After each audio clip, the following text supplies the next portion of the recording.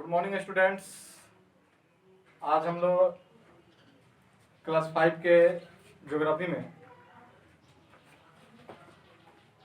2 point आज हम लोग पढ़ेंगे। टॉपिक जो है ये हम लोग का 2 टॉपिक आज पढ़ना है। ये जो पहला टॉपिक है इसे पढ़ना है, सेकेंड टॉपिक इसे भी पढ़ना है। इससे पहले हम लोग समय क्षेत्र के बारे में पढ़ चुके हैं कि समय को कैसे बांटा गया है हमारे देशांतरी, अक्षांशीय और देशांतीय मान की वजह से। अब हम लोग पढ़ना है ग्लोब पर किस स्थान की स्थिति का पता लगाना, यानी ग्लोब जो है उस ग्लोब पर किसी स्थान की स्थिति को हम कैसे पता लगाएंगे। ठीक है, तो कह रहा है कि अक्षांश तथा देशांतर रेखाओं की सहायता से। किससे? अक्षांश तथा देशांतर रेखाओं की सहायता से। हम ऐसे बताए थे।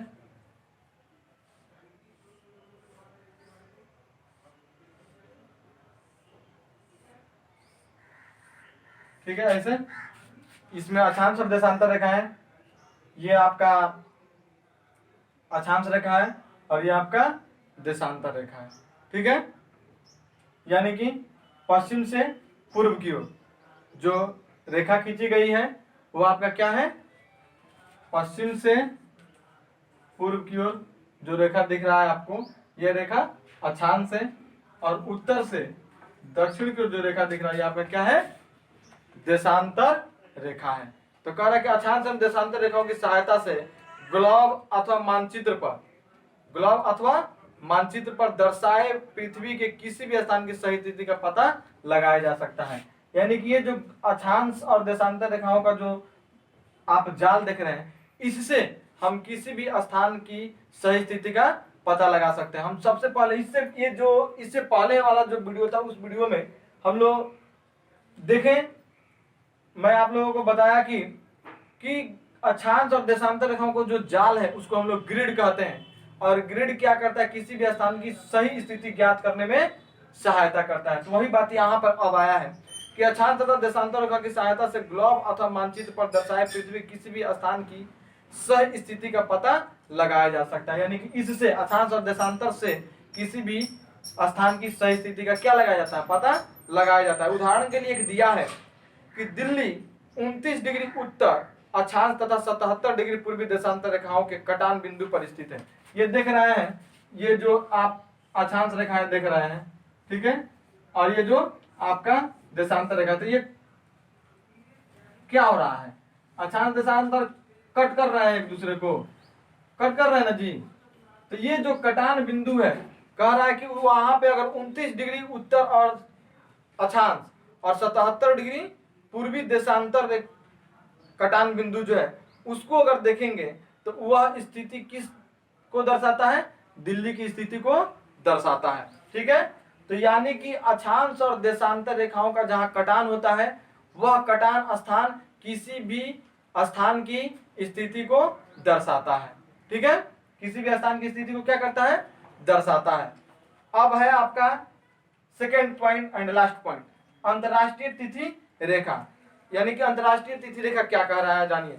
कह रहा है यदि हम 180 डिग्री मध्याह्न रेखा पर समय निर्धारित करना चाहें तो एक बहुत विचित्र स्थिति उत्पन्न होगी। जहां 180 डिग्री मध्याह्न रेखा है, अगर उस पर हम समय निर्धारित करना चाहें तो एक बहुत ही विचित्र स्थिति उत्पन्न होगी। कैसे? जैसे मान ले कि ग्रीनविच पर सोमवार सुबह के 9 बज रहे हैं, 180 डिग्री पूर्वी मध्याह्न रेखा पर उसी दिन शाम के 9 बजेंगे, क्योंकि यह ग्रीनविच समय के 12 समय क्षेत्र से आगे है। क्योंकि इस समय क्षेत्र को कितना बांटा गया? 24 समय क्षेत्रों में बांटा गया है।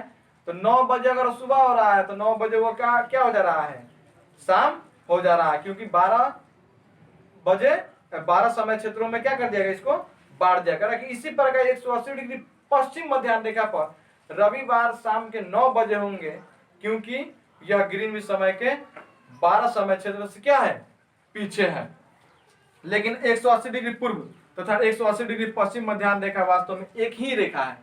क्या है? एक ही रेखा, क्योंकि हम उसको 0 डिग्री मध्याह्न रेखा मानते हैं, इसलिए वो क्या है? एक ही रेखा। इसलिए अगर आप इस रेखा को पूर्व से पश्चिम की ओर पार करेंगे तो स्वयं के एक दिन क्या पाएंगे?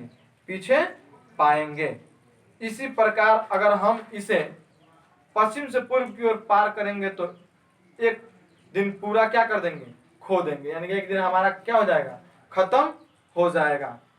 अब यहाँ पर कह रहा है इस उलझन को दूर करने के लिए विश्व के सभी देशों ने अंतरराष्ट्रीय तिथि रेखा नामक एक सीमा निर्धारित की जो 180 डिग्री मध्याह्न से गुजरती है। यानी कि इस तरह से एक दिन खोना, एक दिन बढ़, यानी एक दिन घटना, एक दिन बढ़ना, इससे इस उलझन से बचने के लिए क्या किया गया, विश्व के सभी देशों ने अंतरराष्ट्रीय तिथि रेखा नामक एक सीमा निर्धारित की जो 180 डिग्री मध्याह्न से गुजरती है। जहां 180 डिग्री मध्याह्न होगा वहां से होकर वह अंतरराष्ट्रीय तिथि रेखा क्या होती है, गुजरती है। यदि कोई व्यक्ति इस रेखा को पूर्व या पश्चिम पार करता है तो वह उसी प्रकार दिन तथा तिथि में परिवर्तन कर लेता है।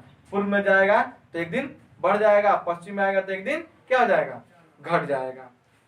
जैसे कि यहाँ पे कह रहा है, उदाहरण के लिए अगर रेखा के पूर्व में तिथि मंगलवार 15 जून है तो रेखा के पश्चिम में तिथि सोमवार 14 जून होगा। देख रहे हैं, एक दिन बढ़ रहा है पूर्व में, और पश्चिम में एक दिन क्या जा रहा है, घट जा रहा है। तो ये आपका जो लेसन था, फर्स्ट लेसन ज्योग्राफी का, ग्लोब पृथ्वी का एक नमूना समाप्त हुआ। अब आप लोगों को क्या करना है मैं बता दे रहा हूं। आप लोगों को करना क्या है कि इसमें आपके बुक में कुछ नए शब्द दिया हुआ है, उस नए शब्द के बारे में नोट करना है आप लोगों को कॉपी में, और नोट करके आप लोगों को इसको क्या करना है, व्हाट्सएप कर देना है। मैं आप लोगों को दिखा दे रहा हूं जो नए शब्द दिए हुए हैं, ध्यान से देख लीजिए। यहाँ पर कुछ नए शब्द आपको दिख रहे होंगे।